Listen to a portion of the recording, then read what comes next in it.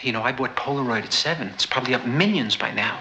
So this is the Model 95, and they'd go on to sell about 1.5 million of these. This is called the Swinger. Just like Apple did later on, you know, coming out with the product in multiple different colors. This is the Big Shot. Some people think this was really like the first iPhone. You film, oh, and I can see perfectly through, but with the red tint. So this is Polaroid's first camera. It came out in 1948. So Edwin Land and his family, they would vacation in Santa Fe, New Mexico. And his daughter, who I believe was around 8 at the time, she was with her dad. They were taking some photographs, and she asked, well, when do I get to see the photograph? It registered in his head. He's like, why can't we have a photograph right away? And that's really when he was inspired to start this pursuit of instant photography. And it's really cool. We have all the original documents in here. This is that first camera. So it took him 5 years to develop this. Let's open it up.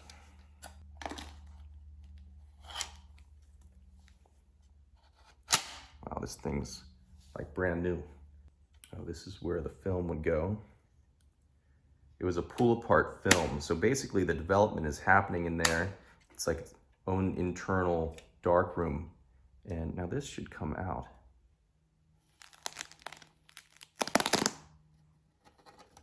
So there it is. Ooh.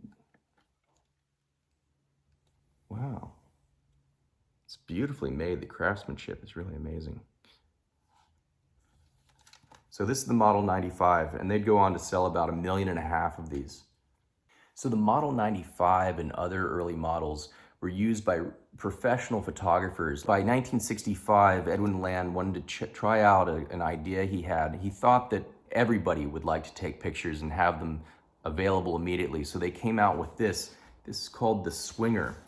And it was sold for $19.95, which in today's dollars is about $180. But it was sold in drugstores. So the price was seen as very reasonable for the time. I guess cameras were expensive then. Oh wow, this thing's like brand new. Wow, this has really never been opened. Oh wow, there's even the original desiccant package in here to absorb moisture.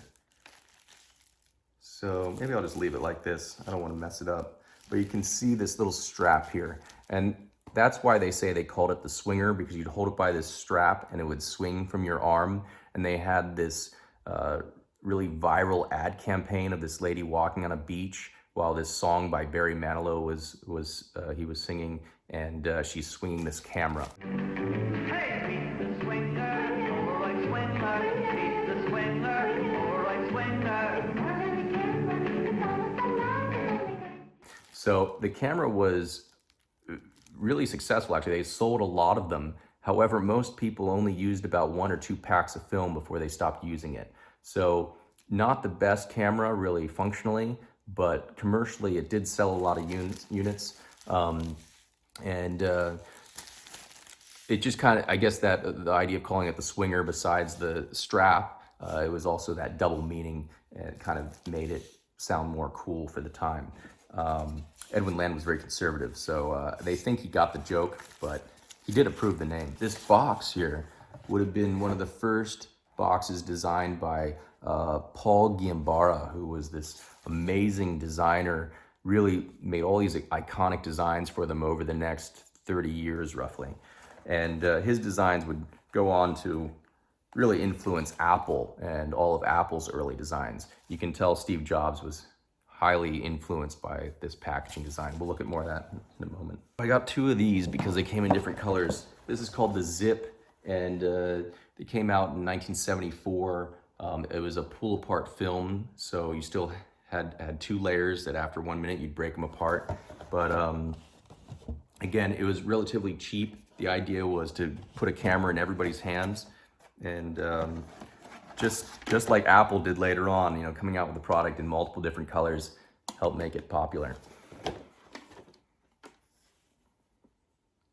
can see they kept it very simple.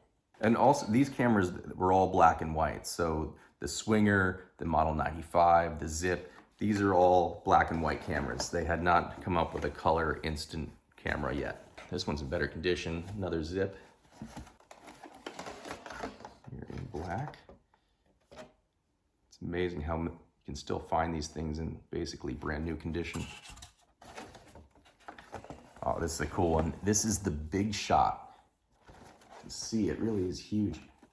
So this came out in 1971 and it was sold through 1973. Commercially, it was not the most popular camera, but it was a favorite of Andy Warhol because it was made specifically for portraits. There's no zoom of any type and there's no focus. So that means if you want to get your subject in focus, you just have to move backward and forward until you're in the perfect spot. Oh wow, I think this foil is original. Let's see how it came packaged.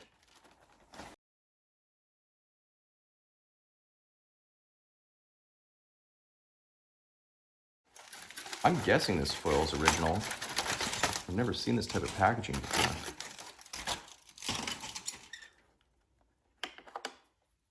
So there it is. The Big Shot.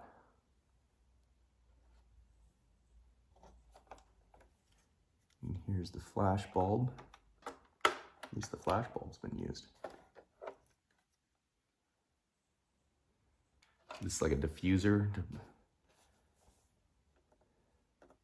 So that's it. This was one of the main Polaroid cameras Andy Warhol used for all those iconic, you've seen of celebrities, the Polaroids that he took. This is what he used for those portraits. All right, now this is arguably the most important one. This is really the culmination of everything Edwin Land had dreamed of and worked on from the beginning, the SX70. In fact, SX70 was the original file name, or the code name given to the project when they started on the Model 95 in the early 40s. So they reused that file name for the name of this camera. But look at the beautiful packaging. This again is done by Paul Giambara, and you can see just the similarity between this packaging and then Apple's packaging of the 80s. So it's pretty obvious how influenced Steve Jobs was by Polaroid and Edwin Land. It's known that Edwin Land was one of Steve Jobs' main inspirations in life. And Steve studied him intensely. Like, he would study how Edwin gave presentations and the product design. They did get to meet, I think, once or twice. And people say it was one of the only times they've seen Steve in such awe and real kind of starstruck by the people he was around. So let's open this up. I had one of these in high school, but unfortunately I got rid of it, so I had to buy it again. You can see how much thought was given to the packaging.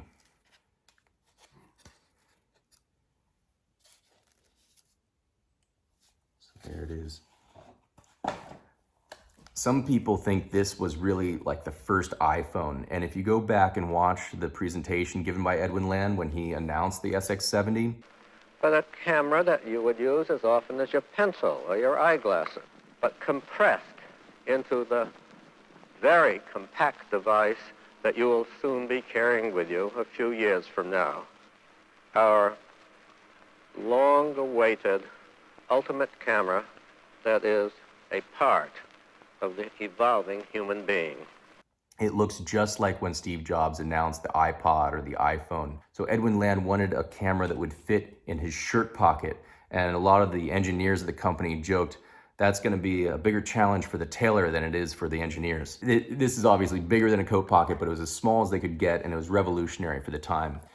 They used real leather. He insisted on having real leather on the camera, and it's a beautiful metal finish. So when you feel this, it just feels like such a good quality item. Just like when you hold one of the original iPods or an iPhone. And so let's open this up. This was the first Polaroid color instant camera. And it really was the culmination of everything that Edwin Land had been working on since 1943 when he first got the idea. Look at that. He wanted the user to look through the viewfinder and see exactly what the photograph would be. And so they use this plastic prism in there that kind of flips the image and makes it upright in the viewfinder. Such a beautiful design. They're making film again for these because this is one of the most popular. So this is technically the SX70 Alpha 1, which is the first model of the SX70, and it was launched in Miami in 1972. In today's dollars, it would have been the equivalent of spending about $1,200 for this camera. And each pack of film in modern money would have been about $45. So really, it's an expensive camera for the time, but it was very popular. It sold out immediately in Miami, and then they started introducing it in markets all over the country. So this was in the 70s, and this camera and the film and the fact that it was color made it very popular. By the 80s, they wanted to reduce the price, just like they had done earlier with the Swinger and the Zip. So they wanted a color camera that was really affordable by everyone. And that's when they came out with this, which is also considered an SX70, uses the same film, but you can tell a lot cheaper made. It's out of plastic. And of course the packaging has that beautiful design again from Paul Giambara, which when you see this and then you look at the Apple logo from the 80s, it's pretty obvious. And I think somebody analyzed the colors used in the Spectrum, and the colors used in the Apple logo are identical. Yeah, this thing's never been used. You can see they still have the strap. I remember having one of these in the 80s as a kid. So this came out in 1983.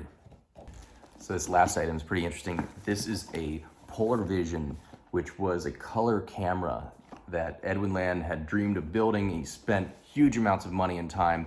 This was basically the last thing he did at Polaroid. And unfortunately, it was such a commercial failure that he pretty much had to retire after this. But here it is. Imagine this is before VHS. So people were really just trying to figure out how can we even make a color portable camera. Here's, you can see the original cassettes. Now each one of these cassettes only holds 3 minutes of film, and you can't erase them. Once you use it once, it's done. Also, you can only view them on one specific television set, which you had to buy from Polaroid. So you can quickly see why this wasn't a commercial success. The picture quality was considered to be sort of grayish and not that great unless you were perfectly centered in the middle of the television screen. So this came out in 1977. By 1980, they had finished with the project. Oh, I want to see, this is kind of funny. So this is the light. In order to get a good picture, you either have to be outside, or if you're inside, you need super intense lighting. So you can see it came with this. Those are each halogen lights, and the reports, apparently they're super bright and super hot. So whoever was standing in front of you while you're filming them would start to sweat. So you can imagine you film, oh, I guess there's batteries in this. Look at that.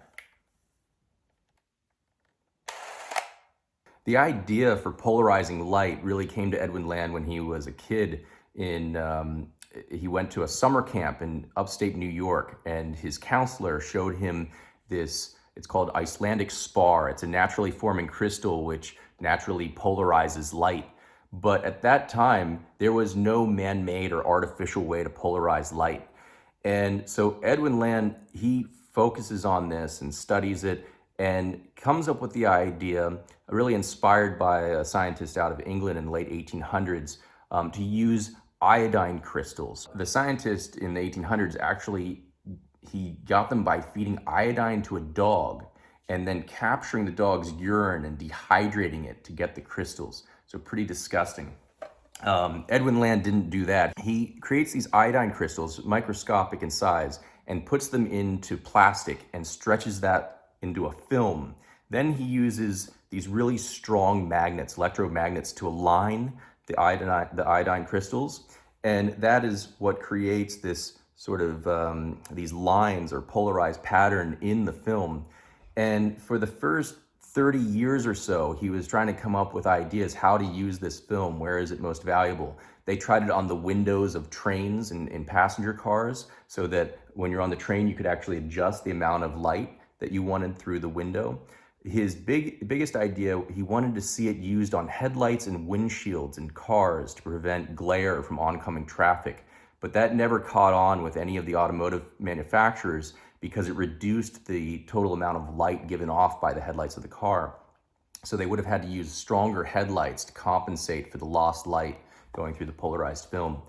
So they were, to some degree, not necessarily struggling, but they were a small business really until World War II. They were selling the film for sunglasses, but then in World War II, they completely changed to being a complete military contractor, just to creating products and technology for the Allies to win the war. And that's before America even enters. So that's pretty impressive. And so here's a product they made during World War II. They made this with the American Optical Company, which was basically one of the first sunglass companies in the United States. And I can open it up. Everything's in here. We've got, let's see. It's amazing to open up a package here from, what is that, 80 years ago?